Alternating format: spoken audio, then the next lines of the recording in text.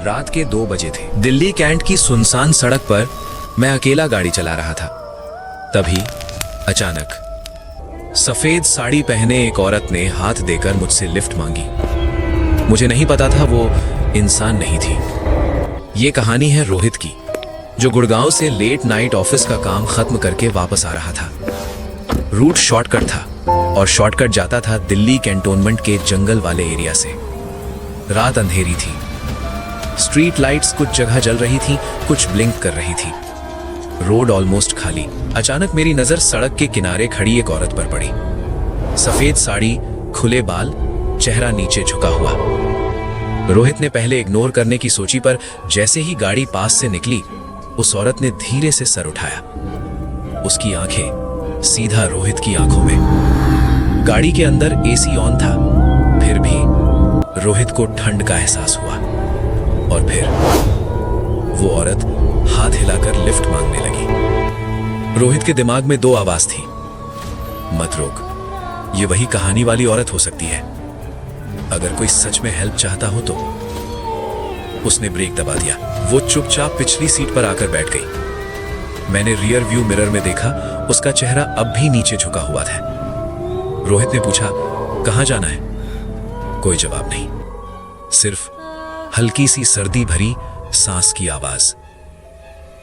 5 minute बाद रोहित ने फिर मिरर में देखा। बैक सीट खाली थी, गाड़ी चल रही थी, दरवाजे लॉक थे, पर वो औरत गायब। रोहित ने सोचा शायद स्ट्रेस या थकान का असर है। तभी जीपीएस खुद से ग्लिच होने लगा। स्क्रीन पर सिर्फ एक ही वर्ड फ्लैश हो रहा था, टर्न बैक। मेरे कान के बिल्कुल पास किसी ने फुसफुसाया, मुझे मेरे घर छोड़ दो। रोहित ने झट से पीछे देखा। वो औरत अब पैसेंजर सीट पर बैठी थी। गाड़ी अचानक बंद, हेडलाइट्स ऑफ, कंप्लीट डार्कनेस।